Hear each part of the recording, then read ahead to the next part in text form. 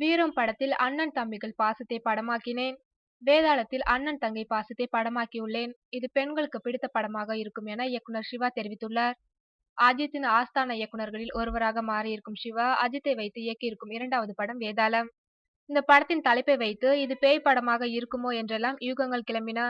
ஆனால் உண்மையில் இது பெண்களுக்கு பிடித்தமான ஜனரஞ்சக படமாகும். இதனை படத்தின் இயக்குனர் சிவாவே தெரிவித்துள்ளார். இது குறித்து அவர் கூறுகையில், வேதாளம் பேய் படம் அல்ல, குடும்பத்துடன் பார்க்கக்கூடிய ஜனரஞ்சகமான படம். அதேபோல் இது தாதா படமும் அல்ல. படத்தில் நிறைய நகைச்சுவை காட்சிகள் மற்றும் உணர்ச்சிகரமான காட்சிகள் உள்ளன. படத்தில் திடீர் திருப்பங்களும் இருக்கும். இது பெண்களுக்கான படம் என்றும் சொல்லலாம். அஜித் ஜோடியாக ஸ்ருதிஹாசன் நடித்துள்ளார். கொல்கத்தாவில் வேலை பார்க்கின்ற பெண்ணாக அவர் இதில் நடித்துள்ளார். அஜித்தின் தங்கையாக லக்ஷ்மி மேனன் நடித்துள்ளார். படம் வருகின்ற தீபாவளி அன்று வெளியாக உள்ளது என்று அவர் கூறியுள்ளார்.